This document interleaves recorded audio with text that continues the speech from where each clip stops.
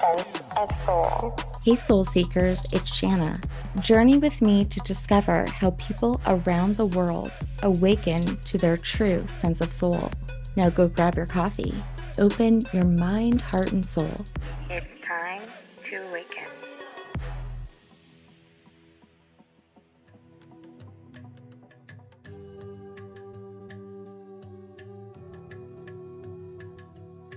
Today on Sense of Soul, I have back with me Chyla Walsh.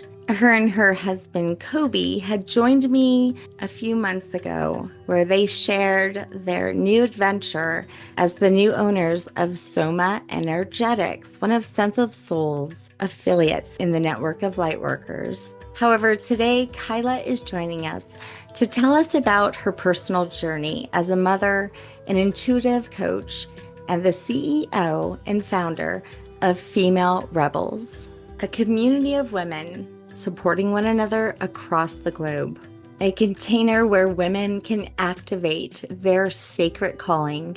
And it's my honor to have her with us today to share her soul's mission. Please welcome Chyla.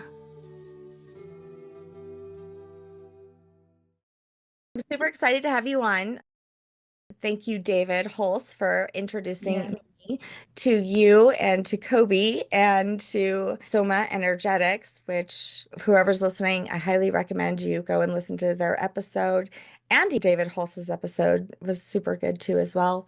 And just felt such a connection with you, Chyla, as a mother, as a woman. And then when I find out that you have this female rebels, this mission in you to ignite the power within women, I was like, oh, girl, we have to talk to just you and to hear your story and to find out, how did this goddess bloom within you? Thank you. Thank you Yeah. for seeing me. You're so sweet. And big gratitude to David. Yeah, I really feel his sweetness. He has such a sweet, sweet soul, and I can feel his sweetness in recognizing there would be a connection for you and I. Like he probably was like, "Oh, Kyla's gonna love Shanna." Yeah. Yeah, I can see that in him. He's very wise, like soul wise. Yeah. hmm So tell Truly. me, I see that much of your spiritual journey happened here in Colorado, that's where I am. So one day you'll have to travel back here where your journey began, and I get to see you physically. That would be fun. Yes, please. I would love that. Yeah, to be together in person. Oh, I love talking about Colorado because I love Colorado. I think there's certain places on the planet, and specifically, I'm thinking of the United States. There's these places that are just portals and activation places. And I really believe it's something to do with the mountains. The mountains, like hiking and going up the mountain, and Aspen is just so majestic. I mean, it's unreal. People travel from all over the world to come to Aspen and spend their time there. And it was like a year after college, I moved to Aspen. One of my best friends was there. I went to visit her after a breakup, and I was like, I don't want to leave. And I was kind of in that in between of like, what's next, in my early 20s. And I felt such a strong pull to be there. And there was this really wonderful human who was like, I mean, immediately they were like, wanted to hire me for the hotel. So it was like a hospitality calling that happened, which was not my plan. I studied journalism. So I was like, okay. But I really believe God speaks through people. And I really felt that from this human. Her name's Danielle. She has red hair like me. And she was like, you will be back by your birthday. Like, I'll let you go home and tell your family you're moving here, but you're coming back. And then she would text me every day. So I stayed there for like a few weeks, on a little trip, went home, and then moved to Aspen and started working in hospitality. I worked at the front desk at a wonderful hotel, and it was such an incredible experience. I mean, just the gift of living in Aspen was something that I will cherish forever. I mean, what a dream. And as a local, there's such a beautiful community that everybody really supports each other. So you get deals to go to the restaurants, and you get deals to get skis, and you get deals to get ski passes. And everybody that I worked with was all my age. We had all just graduated, and it was just really fun and really playful and really carefree and hard work. Like it was like work hard, because Aspen is, a huge tourist industry. And so I did that for a couple years, and I was feeling the pull actually to go to yoga, more so from a place of like I wanted to find something that would be like a good exercise for me. I, would go to the gym and do the elliptical, and I was bored. I was like, okay, I want to try something new. So I just was like, I'm going to try yoga because I wanted to work out, honestly. Like that was the drive. And I went into the hot yoga studio in Aspen, and it was called Arjuna Yoga.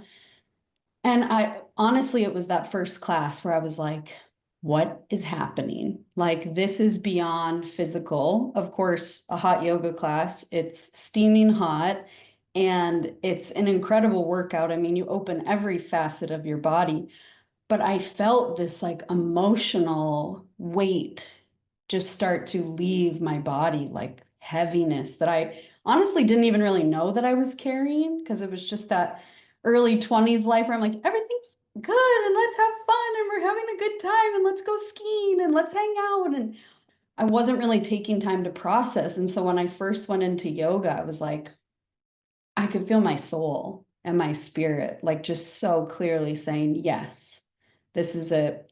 So quickly after, I signed up for my 30-day yoga challenge. And I was so in love. I grew up cheerleading. I fell in love with cheerleading very young, tried all the sports, and I was like, Mom, this is what I want to do. So it spoke to that part of me too, where I really got to be in my body in that way. Oh my goodness, it's just so beautiful thinking back to that time. So I was doing my 30-day challenge, and one of the teachers came up to me and she said, Are you going to do the teacher training? And I'm like looking over my shoulder, like, who is she talking to? Because it was new to me still. And she's like, I'm talking to you. Her name was Kate. She's a lovely soul. I was like, oh my goodness. And again, I really think God speaks through people. I just felt it. Like it was like that lightning bolt moment where I was like, this is an invitation for me to step into something that I really am starting to love and see how it unfolds. And it just cracked me open. I mean, the biggest thing for me with yoga in the beginning, I said I went into yoga because I really wanted to work out. And what that really was me craving to love my body and to love myself as it was.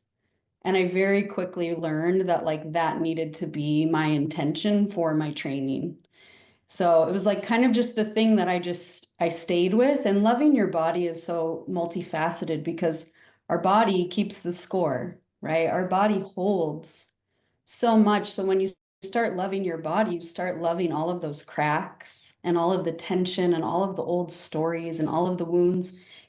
It's not just physical, like, the shape of your body or how you feel like your body looks, which of course is part of it, but it's very spiritual and emotional. And so I would be in a pose and it was 360 degrees mirrors, the studio. And I was like, this is confronting, right?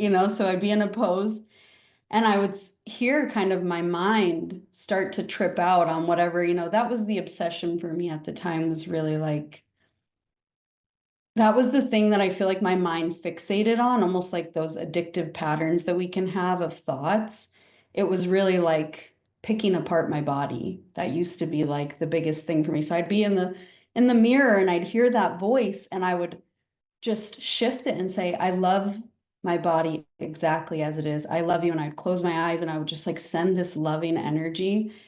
And the way that my body healed from that, it was really miraculous. Just like places in my body that were holding and tight. I mean, I really transformed, and it was physical, but it was 100% emotional and spiritual for me. It just allowed me to let go of a lot of old stuff, shame, wounds, trauma, all of that. It was just melting away by me just really loving my vessel. And I really do feel like those mountains, they like hold this energy. So it was right at the base of Aspen Mountain was this little yoga studio, and we went multiple days to do our teacher training, and we would go to the studio and then we'd walk over to the base of the mountain and have a coffee, and then we'd go back to the studio. And it was just, I was so invested and so in love with it. I don't even think I skied that winter because I just did my training. Like I was like, this is what I want to do.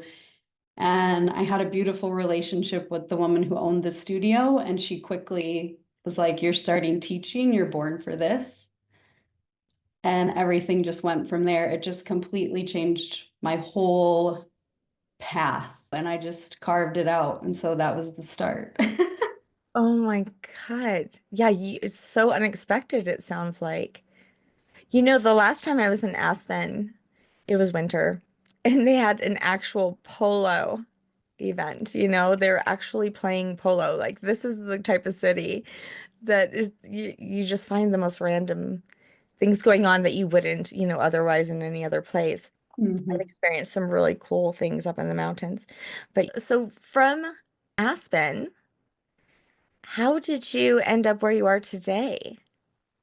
Because at some point you Yeah. end up meeting Coby, which I would love to hear. Yeah. Oh, that's so special. So I'm a huge musical person, a huge music festival person as well. That's been a huge part of my life. I interned at a radio station in college, and that was when I started going to Coachella. That was what, 2007?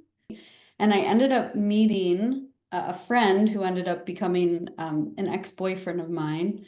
But when I met him, my feeling really was like he was an angel. Like he was meant to be an angel in my life. And he really was that. Like such a kind, loving, pure-hearted soul. And I think God speaks through people. He said, I really think you would like Santa Barbara. And I was like, hmm. Sometimes when people say stuff to you, it hits you in a way where you're like, oh, there's truth in that. Like that's meant to be something more than just a sentence I hear. And so I really felt that. And then moved back to Scranton. So I kind of reversed. And now, okay, coming forward again, moved back to Scranton, was with my family. And I continued talking with him as a friend, and he actually asked me to be a part of a startup that he was starting, which was a music startup, and lots of different threads of life that I've lived in this lifetime. But I ended up moving to Santa Barbara because of my connection with him, and we ended up dating for a little while. And I was coming it's a big part of my story, but it's something that I don't talk about often. But I was in an abusive relationship. And so I left that relationship. And then when I met this person that I'm speaking of, and I say he was like an angel, it's because he offered a healing in that partnership with him that Yeah. I wouldn't be who I am without that, honestly. Like he really shifted the trust in me and being able to trust again and to know that people are just good. And after you're in a relationship that's really unhealthy, you kind of like can't just settle and like the other shoe isn't gonna fall or something bad isn't gonna happen. So when I say he was an angel, like he offered something to my journey that was so paramount in where I am today and having the relationship I have today. I really like honor him for that because he's a really, really good person. So went there, and Santa Barbara, everything just landed for me. I just felt so connected. I could just feel like, wow, I've never felt like this in a place before. I felt a sense of belonging to that place that I still feel, that I really cherish, that I think is, we have to really like notice when we feel that, because I do think there are places that really are for us. And I do think Santa Barbara is one of my soul homes. And I just, everything lined up, like we said, with the synchronicities. the job worked out and this worked out, and I ended up starting teaching yoga. And that was the start of me teaching full time, was in Santa Barbara. So it started as a little seed, picked up like the 6 a.m. class, which is a total like new teacher vibe where you're like, give me the class, I will teach it, whatever. And I grew that class, and then I kept taking on more classes. And I was there for this really magical time where this studio existed. It was called Divinity. It then sold and is now named something else, but it had a beautiful mural on the wall of Shiva and Shakti, and then the Sri Yantra in the middle. And so I would teach, and I'd either be like sitting with that behind me, or I would be out with the students looking at that. And I'm like, it was just amazing. It was like such a powerful container. I've had lots of lives because I've lived lots of places, and I really feel like that places kind of, they live in us, they become us, and we carry them with us. So Santa Barbara is where I started Female Rebels. I was teaching yoga full time, Female Rebels, everything was just like lit up. My life was just very aligned. Everything felt so good. I was doing what I wanted to do and feeling so aligned with my purpose. And I went to teach yoga at a festival that's in San Diego. It's called Desert Hearts. And I was teaching a yoga class. I'm trying to do like a short version because Coby and I's meeting was very magical. And I was teaching every day. And so I really came in the seat of like, I'm teaching, like, I'm not here for like the party vibe. I'm not here for like meeting anybody. I'm just here in my sovereignty. There was something in that feeling for me that I feel like is why I was able to meet Coby, if that makes sense. Like I was like, I am in my sovereign space. I am here for myself. I am here for this teaching and to be of service. And I'm teaching my yoga class, and I had a friend who would do live music. And people would come in because it's festivals, so it's not like you start a class and they come in right at time. So people were coming in as I was teaching. And Coby came into the back of the class. And, I saw everyone that was there. And so I'm like acknowledging them, and we're doing this class with music, and it was really beautiful. And afterwards, he came up to me and said, thank you for the class. And I was passing out flyers for a retreat that I was going to do. I'm like, yeah, thank you for coming. And I looked up and saw Coby, and I was like, do I know you? First words out of my mouth. I remembered him so clearly when I saw his eyes. It was just like, I for sure know him. Like, I have to. I'm like, do you live in Santa Barbara? And he's like, no, I live in Atlanta. And I'm like, okay, I've never been to Atlanta. I'm like, have you been to Santa Barbara? Like, I'm like, where did I meet you? Because I definitely met you. And he speaks to that he felt the same thing. Like, she looks so familiar. So we had a nice moment, and he would tell you later he thought I was dating my musician friend, which I wasn't. So he was like being very kind, like, thank you for the class, and then moving on. But I was like, I'm here like doing my thing. So like, thank you, nice to meet you. And then I saw him later that night, and he had on, like, it gets cold at night, so everybody wears fur. And he had on this jacket, and I just remember seeing him, and it was like I saw another dimension of him, and I was just like, Wolf. Don't know what, like, it just is the thing that I kind of felt. He was by himself. He's very independent. So he was like by himself, like doing his thing, but just so regal. Like, he's such a beautiful man. And I was just like, Wolf. Okay. And then I was like, huh, that was interesting. And Sunday, I'm getting ready to leave because we had to go, me and my musician friend had to go to another festival that we were teaching at. And so I'm like, let's pack up our tents tonight, and like, let's leave early because we're going to go to Lucidity, which was the Santa Barbara festival. And oh, I just want to say I love Lucidity so much. Beautiful community. They are no longer doing festivals, but I just adore them. So we were going to do that. So I'm like, okay, I had this whole like plan, right? And I'm on the dance floor, I'm having a great time. And I had this tincture that one of my students had brought back from India when she went to see her family. And it was like a icy hot, little magical potion. And I'm like, okay, spirit, show me somebody worthy. as my last drop. And I stepped back out of the crowd. And I was just offering people, like, if you want a hand massage or a neck massage, like, it's how I am. I'm like, let me just love on you and be loving. And I took 2 steps out of the crowd and I turned and it was Coby. So it was, spirit guided me, and he had like a fake tattoo on his third eye. So it was just like one of those, like, oh, okay. And I said, do you want a neck massage? And he did the same, like, look over his shoulder. It's like, who is she talking to? And I'm like, I'm talking to you. And so I gave him a little neck massage. And now that I know Coby, like, that's actually how he is. He did right before we started the call, he came in and was like massaging my neck because my neck is a little bit flared up right now. And I'm like, thank you, like that, literally with like our icy hot. That's who he is. So for him to have someone offer that to him was really like heart opening. Like he was like, wow, who is this person? It's like one of those things where it was like kind of meant to be. So he offered to give me one, and we had this, we could just feel like there's like kind of chemistry and sparks, and it was really beautiful. And he had this leather bag on. And I said, wow, I love your leather bag.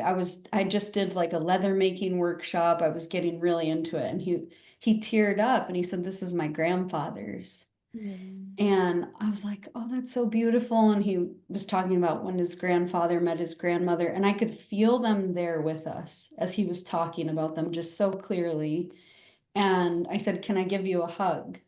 And he said, sure. And he, was just tearing up a little bit. But the picture of our first ever hug before we were, a couple, it's behind me right here. You can't really see it, but somebody captured it. And like the festival shared it after that. And I'm like, that's a picture of our first hug. So from that moment, and when we hugged, I had this wild experience. I felt my heart crack open, and I heard this little voice that said, you found him, you found him. It was like a little fairy. And I was just like, what is happening? Like, what is going on? Like, it was like love right away. And we knew it. And we both felt it. And we both were like, so many synchronicities, things that like I had just said then would show up in like physical form. And we were just like, what is going on? And he has his version of the story, which he kind of had, similar. So I just knew right away. And he sat down with me like shortly after we kind of had our like initial really powerful coming together. Like, okay, here we are. We finally found each other again. And he was like, just want to let you know that like I live in Atlanta and I have a son. And I was like, okay. And so it really shaped our togetherness, because it was like something that was already very known, like a pillar almost, like this is what is. And I had a lot more of like free form. I was like creating my life, and I had a lot of flexibility. I had gone to Burning Man the year before and loved it and wanted to go again. Yes, I was waiting for And that. he was also at that same Burning Man. So we've both only been to Burning Man once, but not together. We're Probably like, maybe we crossed paths at Burning Man at some point. So this was, this is right at the beginning of the summer. And we were like, maybe I'll move at the end of summer. Well, a lot of things happened, like big shifts, monumental things that kind of showed me like it was time for me to leave Santa Barbara. And I was like, well, do I go back to Pennsylvania, or should I come to Atlanta and we try this out? And so it happened really, really fast. Like at the time, now I can see like how much it was okay to trust that. But of course, like you get a little bit freaked out. You're like, oh my gosh, we're moving really fast, blah, blah, blah. So I moved and everything kind of moved quickly. And looking back, I feel like spirit and my soul and his soul kind of knew that like I needed to initiate into the mother, because that's what was happening already, stepping into, welcoming his son into my life and his son welcoming me. There Right. is a version of mother in that. It's not exactly, at least for me, because his mother's still very present, like He was my son, but it's a different role. I was kind of a little bit more like, I enjoyed it at the time because I kind of got to be like cool. Like, let's have fun, let's go. Like, I didn't have to discipline. I guess that's a good way of looking at it. Like, that was not part of my role with him. And so I moved to Atlanta and we kind of became, and then very shortly after that, we got pregnant with Satya, my daughter. And, then our family really merged in a beautiful way because my son had his, sister, and I've lived so many lives. I feel like so silly, but I'm like, yeah. And then we moved again. So then we moved to San Diego, which is where we met, ironically. And Coby had a business at the time there with his brother who lived in San Diego. And so we moved there to kind of be present in person with the business instead of virtually. Over that time, I shifted Female Rebels from in person, which it was in Santa Barbara, to virtual. So that's how it became more so what people know it now as, is like a virtual offering. But anyway, so we moved to San Diego. We had our second beautiful daughter, Dahlia. So my first birth, I started as a home birth, transferred and had a C-section. My second birth, I was going to do in the hospital because I felt like, okay, this will feel safer after what I've been through with the C-section. And we went into lockdown when I was about 37 weeks pregnant. And I had hired a doula who was also a trained midwife because I knew that she would be able to be with me during labor and make sure everything was good, because they can like monitor the heart, which a doula doesn't do. So it was like, okay, I'm going to hire this midwife essentially. Well, at 37 weeks, I said, I think I feel more safe at home now. The hospital no longer feels like the most safe place. So I had my redemptive home birth VBAC, which is a vaginal birth after a C-section, in our home, which is like a block from the ocean in San Diego. It was so magical. Oh my gosh. What a moment in time. I'm so grateful for that blessing. Both of my postpartums, really interestingly, ended up being pretty isolated. The first time was because I was new to Atlanta and I was heartbroken after leaving Santa Barbara, to be honest. Like, that community still, I'm still close with all the women there. That community has a special place in my being. So I was kind of felt a little more alone in Atlanta. So I was like, I'm not going to do that again. So I built a whole community around me. I have a whole program that I created called Threshold that is to help women get ready for motherhood during pregnancy because of how hard the first time was for me. And a big part of that was like not just expecting community to be there for you, but honestly, like asking for them, like, hey, will you come hang out with me when I like haven't showered in 3 days and I have breast milk and vomit all over me? Like, who are those people that you want near you? So I tried to set myself up, and it was interesting because then we were in lockdown. So I also had kind of a very isolated postpartum as well. And it was that mixed with flights had stopped. Right. And we couldn't go see our son. Flights hadn't stopped, but they were like stopping, I mean, internationally. And so you remember, we're all like, what is happening? What's gonna happen? Are we gonna have like lockdown on state lines and stuff? Like, it was a lot for us to process as a family living far away. And so we really sat, and Coby and I both, it was one of the biggest decisions before, I would say before taking over Soma, that we sat and we prayed and we meditated. When I think back to that decision and how intense that was for us, because we really were like, there was a lot of directions we could go in that felt right. And then we also really were trying to listen to where we were being called. But oftentimes when you listen to information before you fully live it, you don't know why. You're just listening. And so we were just like, okay, I would go and do my meditation and he would do his, and then we'd come together and do it, and we just kept hearing, go be in Scranton. I have a lot of things that have occurred that I can see, but I think I'm only going to fully understand it looking back, like years down the road. because of course, like the magic and preciousness of family time for my children.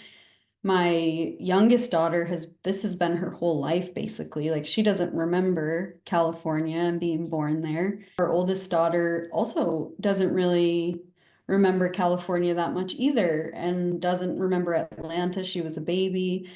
So this is what they're going to remember, is being here. And I feel so grateful that we live here and I have this time with my family. I get to be with my siblings and everyone's having babies. But yeah, we came and I started looking at houses and I looked at this house the first week because I looked at this house from San Diego on, Zillow and was like, oh my gosh, it's just magical. I mean, I remember this home as a child. I remember driving by it and being like, wow, I love that house. And it's in this very beautiful old Victorian neighborhood. And the houses have a lot of presence to them. Like, you're like, wow, look at that house. And so, yeah, it was just beautiful. So we looked at a lot of houses and we had an interesting journey with the man we were buying the home from because he was really giving us a hard time. He was like in his late 90s and he basically was like,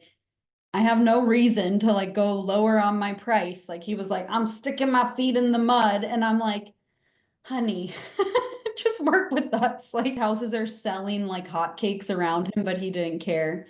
So it was we waited from the time we like put an offer in to the time we moved in, it was like almost 4 months. And the full process of looking for a home was 7 months. My baby at the time was 5 months old when we moved. She was a year old when we moved into the home finally. Wow. So we were like nomadic. I mean, I lived with my mom for a few months and then we traveled around. We went down to Atlanta and we're with our son and yeah, crazy time, but we ended up here and we've been here and I've been able to like be in the room for one of my sister's births and be present. My grandfather's, going through a lot of health stuff right now and just to be able to like be with him and have time with him over these last few years and to be with both of my parents, to be with my mother, to have my children develop their own relationship with my mother has been so precious to me. I love watching that and witnessing that and having them know their aunts and uncles and not just from like a FaceTime or a couple times a year visiting like and there's been a lot of dominoes, a lot of loss. Like my mom's mother passed away while we were here, her brother, and they're behind me on my altar too. And I'm really grateful that I've been able to be here and be with all of that, if that makes sense. It's like you just get to be in a different space than I've lived far away when my mother's father passed away, and it was so hard because I was like, I want to be there, and you get to go and be there for, the celebration of life, but then you go back to your reality. And so I'm very grateful for the highs and the lows and all of the things in between. And it has been a reckoning for me of my journey to be in my hometown. Yeah, to be where I'm from, where I was born, to be around family all the time. Ram Dass says, if you think you're enlightened, spend a week with your family.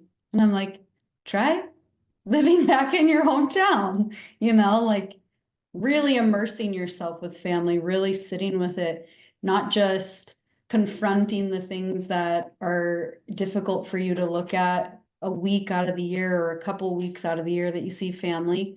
Yes, that's very powerful. And the work I've had to do to be around it's not about them, it's about me. It's about the shadows that are inside of me from the projections that I created from what I experienced as a child because of my own soul. And so I've had to really come to terms with that and get to know myself and learn how to process that level of depth outside of going back to California or going back to Aspen. It was so important that you did that too. You Yes. wouldn't be where you are now. But I bet you during that uncertain time of COVID, your body was probably even wanting stability and to be rooted, Hmm. and then that coming home to your home was really coming home to your body and feeling that groundedness and that safety and secure place for you and your family. Mm, yeah, definitely. That's a really beautiful way to look at it from, I can feel that in my physical body when you say Yeah. it. Yeah, that's really beautiful. Space that you gave yourself to be free. I love that too, because I think that's important as well for myself. I mean, I've just moved right into being the mommy, and I didn't really have a lot of that space. I find this space now where I'm at in my life, and I'm like, oh my God, thank God. I mean, because, when I was a mom with young kids, I mean, that was very hard to find. Maybe hiding in my closet.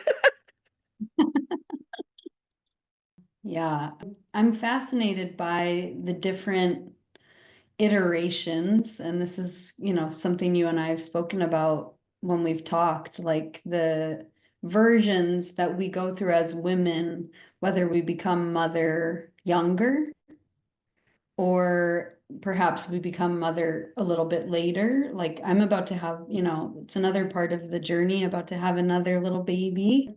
Like a month before this baby comes, I will turn 40. And so it has its own things that I'm very grateful and excited for.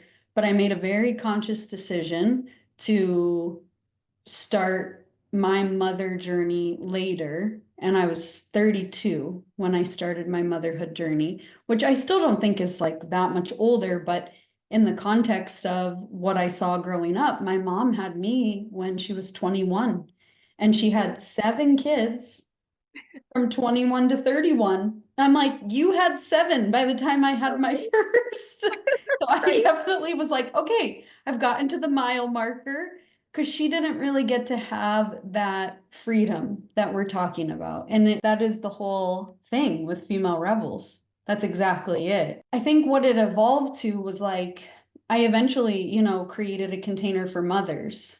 But the entire impetus of that container was, yes, you are a mother, but I want you to stay connected to that thread of your soul and what you want to create. And that can be like you want to create a beautiful home for your family, but it's also a lot of the time we have this thing in us that wants to come through. And I especially find that those are the women that are drawn to female rebels. Like she is her own beautiful being, female rebels. She is like a fierce little force, and I feel very blessed that she came through and was like, will you work with me? And I was like, yes, like this is amazing. I am so in love with the mission. It's very true to who I am. So it's authentic to my journey. But she's her own thing. I say there's a beautiful teacher, Hiro Boga, and she teaches connecting with the soul of your business. And when I finally started doing that with female rebels, I something opened up for me where I really got to see like the distinction of female rebels and me. Female rebels wants women to stay connected to who they are in their authentic essence. That is her mission. What is your authentic essence? Who are you at a core level of your being before you became mother, before you became wife, before you became partner, before you became business owner, before you were anything? Who are you? And keeping that essence alive, because that's what's going to bring you to the things you're meant to bring into the world and create in the world. And it's going to connect you to the way that you want to mother, which is going to be your unique sauce.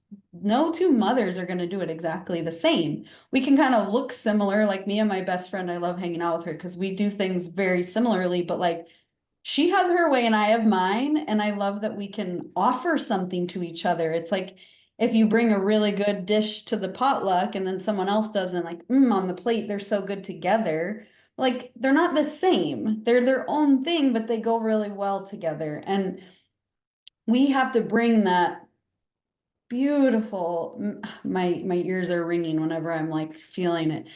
That beautiful part of ourselves wants so much to be seen, to be witnessed, to be in sisterhood. It craves to be with other women and like, you see me. Like when you said that in the beginning, I'm just like, thank you for seeing me. I don't think there's many other gifts in this life that are like that gift to be seen.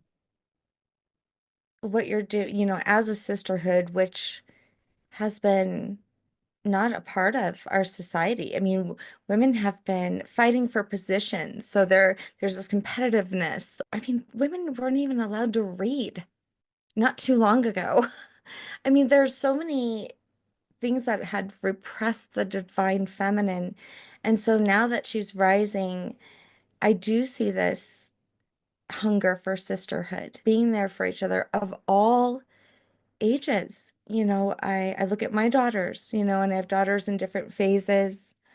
I look at me and my mother, and I think back on my relationship, how important it was with the wisdom that my grandma had taught me, and how times are so different because I used to worship that martyr in her, and I wanted to be that.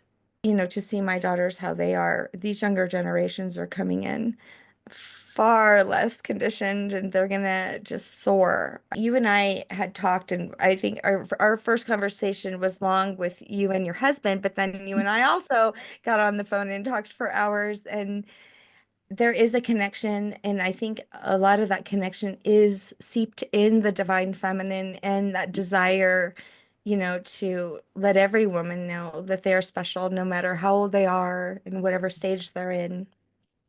And that's why Yeah. you and I had got together. We talked about doing an episode with, the stages of not the triple goddess. I don't know what we call it, the quadruple goddess. The four But phases of the feminine archetype. And you think about it, 4 phases of the moon, the 4 seasons, there you the go. 4 phases of the hormonal cycle every month. Yeah. So the four, it does have a lot of symbolism. So yeah, quadruple goddess. We dance across the sky. We have many phases. We go through a lot as a woman, a lot of changes. I'm going through menopause. You're moving into your third child. And do you know if it's a girl or a boy? I mean, you don't have to share. No, I don't know yet. We're finding out next week. We're Oh, going to the really? beach with my family. I'm so excited. I'm doing a gender reveal. It's the first time, like you've heard all the places I've lived. It's the first time I've ever lived in my hometown being pregnant. So I get to like be with my mom and be with my sisters, and it's Special. so special. That is Yeah. special. What do you think though, boy or girl? I don't know. I was thinking girl because for some reason I'm thinking triple goddess. I have two girls and two boys. I really look forward to having grandchildren as well, especially since my little one is 13. I'm like, it wouldn't surprise me that once you develop the space that I have, that maybe you and Coby may explore and be free again. Because that's what's Yeah. interesting is that Yeah. the in and out of this journey gives you different opportunities. And I have come to learn that I never hold on quite and say, I'm here forever, or I'm doing this and I believe this forever. Because life isn't supposed to be like that. I think you've shown Mm. this with all the weaving that you've done. You're designing of your own life, right? I think that's the freedom that we have now as women. We don't have to just stay within a box of what it should be. Yeah. Forget the box. Break out Yeah. of the box. Yeah. Be a rebel. Be a female rebel. Be a rebel. Exactly. Well, I think often, and it's evolved a lot over time. So it's even evolving right now as I'm preparing to welcome another child. What does that rebellion mean? Mm. I Right? thought, Because it can, at the time when I started, I was a maiden. So it had a lot to do with me claiming my womanhood. my girlhood, but my womanhood. Like it was that transition of like, kind of like, fuck the patriarchy. But I mean, if I'm honest about it, that was a very strong part of what I felt because I broke out of the like, I'm not going to work the 9 to 5 and I'm not going to do the typical job. And I'm being led completely by my soul and my intuition, which to the majority of humans looks insane. So I really had to own my rebellion and like be empowered by it. And so it came in that way. But now when I think about rebellion as a mother, there's like a softness to it. It's like actually not rebelling in that like rawr, like warrior way. It's like, yeah, like rebelling with softness, not trying to do everything, not trying to be everything, not trying to fight a system at all. I'm like, I don't need to fight that. I just need to be who I am and be here and present and loving for my family. And if that isn't a rebellion in itself, because so often we disconnect, we dissociate, we're kind of trained to do that in a lot of ways. And I chose to do homeschool this year, so the rebellions, it's always evolving, and I'm curious what that will look like in other chapters. Like you said, you and Rajashri, and is it Anadea who talks about queen? So it's maiden, mother, queen, and then crone. Yeah. Okay. So where I learned about the four, because I always heard maiden, mother, crone. I think a lot of people have heard that, but we haven't heard about this very vital, important role, which is you in the queen seat. And so Miranda Gray, she teaches, it's called Moon Mother, and a friend of mine studied with her, and she came and taught a little workshop for my Female Rebels Mama group. Mhm. And oh, I was just like bouncing out of my seat. The validation that I felt, especially not just of like, okay, yeah, I've gone through two of those phases as a woman, Mhm. but the way that you go through those every month, like, whoa.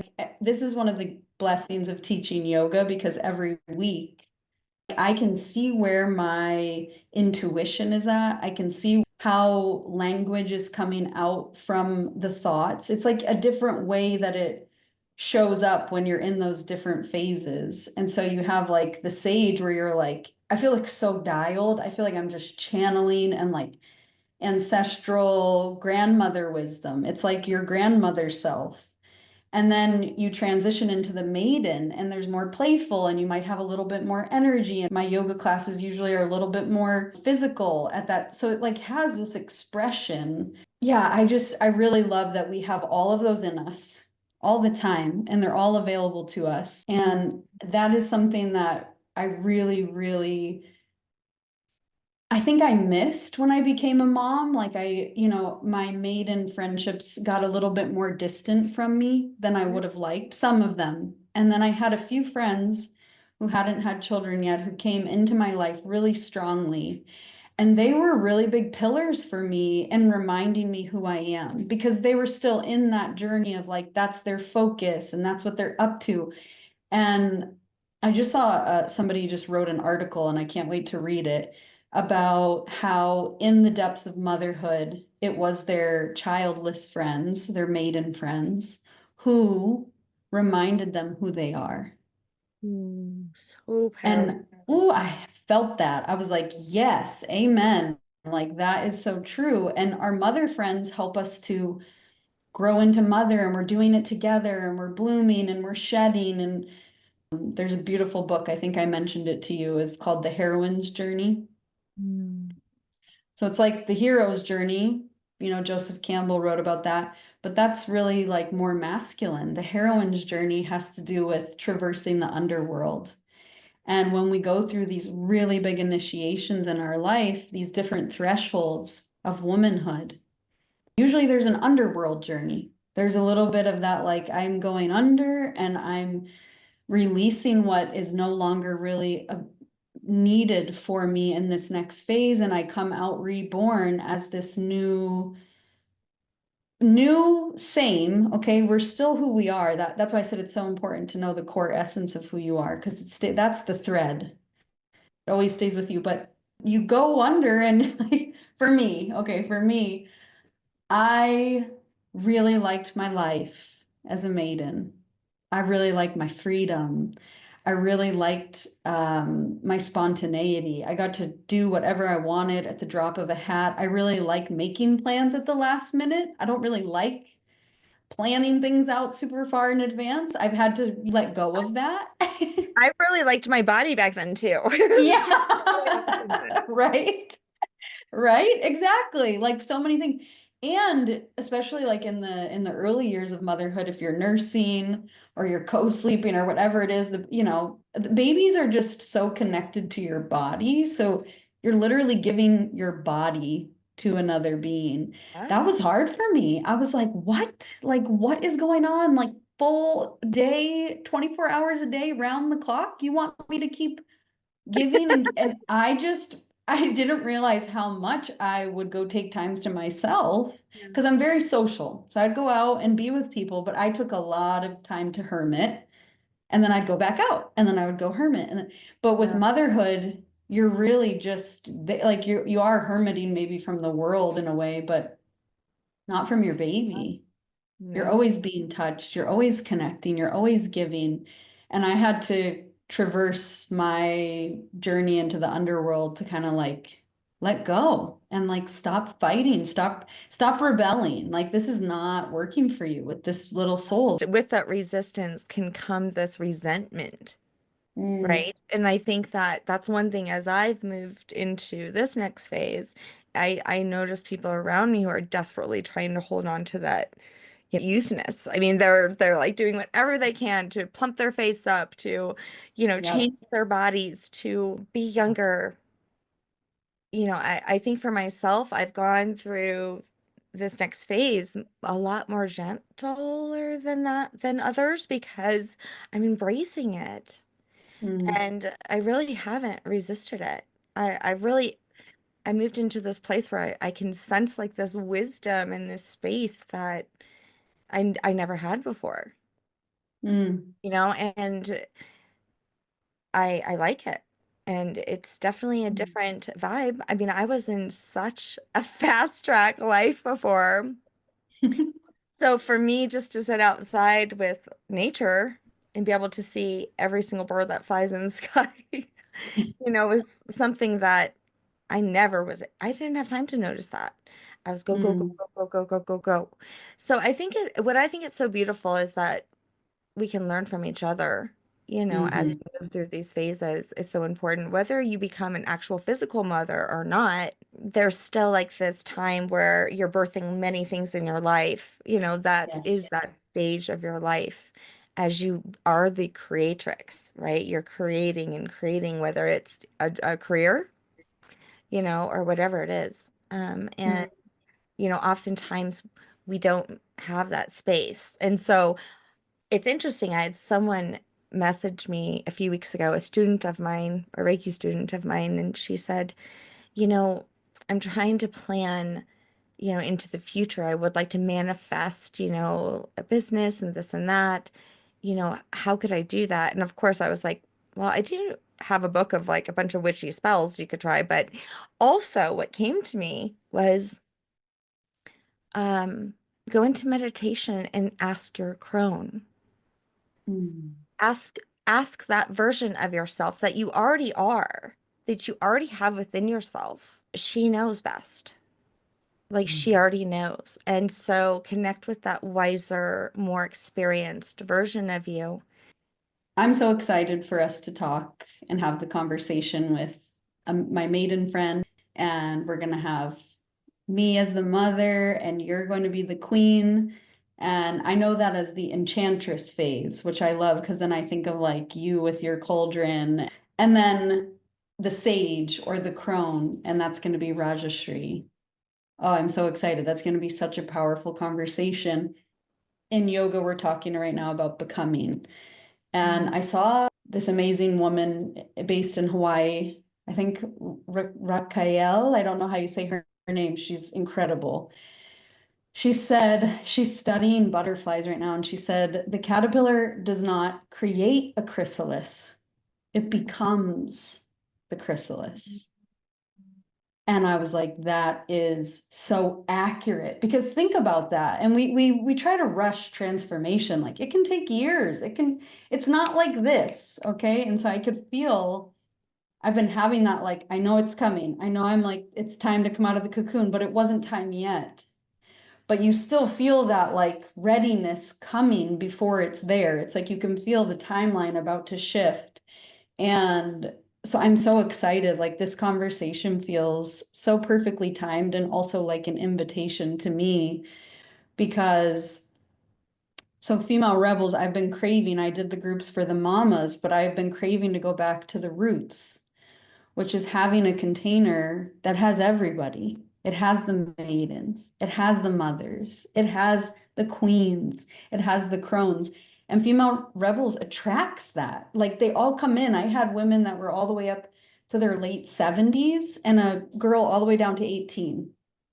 Like, how cool is that? Like, what a special thing. And so I'm like, I'm going back to the roots and I'm going to have a container, just female rebels. The original concept is called Illuminate. And it's kind of like the start. It's the start of like shining the light and like coming back to that essence. And it doesn't mean you're just starting your journey. It means you might need a little reminder. Like right now, I'm like, let's do it. Let's shine the light back on it and like come back and become again. Can I also recommend you now knowing as the mother that support and allowing other people to lead rather than just yourself too. You know what I mean?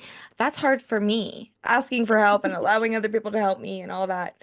But that's a big part of many women's journey to allow, other women to help. My mom always asks to help. My younger daughters always are asking to help, and I'm like, I got it. I got it. I can do it all. That's a big one. So, and I think that, when all women get together, everyone has so much wisdom to bring to the table. Mm, I So love that. much, right? From the maiden all the way to the crone and all the Mm. beautiful in between. I read this one time and it hit me. So this little boy finds a cocoon and he puts it in his room. I'm going to say a little girl. Little girl finds a cocoon and she puts it like on her dresser and she is so excited. She's going to watch, the stage of this butterfly emerging. And one day she sees the cocoon shaking and she's so excited about this. And, she's waiting and it just seems like this little butterfly is having such a hard time, right? I mean, it's just struggling and she can see this. And so she's like, you know what? I'm just gonna take my scissors and I'm just gonna cut just a little bit of the cocoon, just to help it just a little bit. And the butterfly finally does come out and its wings are shriveled and its Oh. legs are too weak to barely stand and it can't fly on its own. It needed to go through that struggle. It needed to go through all the phases that it's supposed to go through so it has enough strength to stand and to fly away on its own independently. Mm, So it's a good reminder. And we do want to force that transformation sometimes. Like you were saying, I want to force the we want to get to that yes. next stage, or maybe we want to resist it, whatever it is. But Mm, it is divine timing and to be patient and instead of resisting it, like embrace it. mm. I heard something about, I love butterflies. We talked about I know. butterflies when we were on Soma call. I feel very privileged to have met you and to be able on this journey with you to introduce the stages of a woman in our next episode with Rajashri Ma. And That it's the struggle or the effort that the butterfly has to create to break out of the cocoon that actually strengthens its wings for it to survive. And if that isn't some beautiful symbolism right there of just like we need to go through, that's that underworld. We need to go through and those really difficult times. When we look back, we know this, but when we're in it, Yeah, we resist it. Of course we do. You don't want to feel bad. You don't want to feel disconnected from yourself, all these things, but sometimes there's something happening that's necessary Yeah. for us to evolve into that next iteration of ourselves. And it's not always pretty and it's not always pleasant. Thank you so much for coming on and sharing your journey of how you became a rebel. And I love it. Tell everybody where they could find you, if they want to, just peek into this beautiful community. Yeah. So you can connect with me on socials. You can connect with my business page, which is under female_rebels on Instagram or female rebels on Facebook. And you can check out some of the offerings on the website. I'm going to have the group coming up where it will be, all of the women from the different archetypes. So femalerebels.com. And I'm also going to have Threshold releasing soon for all the pregnant mamas. I'm super excited. And that's all self-studies. That's my first ever self-study. And you can connect with me just personally. I share a lot on Chyla Walsh. I'll be sharing my journey of welcoming my next little baby. And my name is spelled a little bit different, so make sure you check it. Chylawalsh. And yeah, I love connecting with people. I really like build threads, like I stay with you, I stay connected. I'm very close with a lot of the female rebels. It just develops over time that we become sisters and we're together in this and co-creating and doing a lot of magic together. So I'm very excited to connect with you and maybe you can come and be a guest teacher like you were talking about. I love that idea of having other people lead and share their gifts. That's a huge part of the vision. She always showed me, female rebels, like, it's not just about you, but I need you to like lead the front. And I was like, okay, Yep. perfect, done. Sense of soul.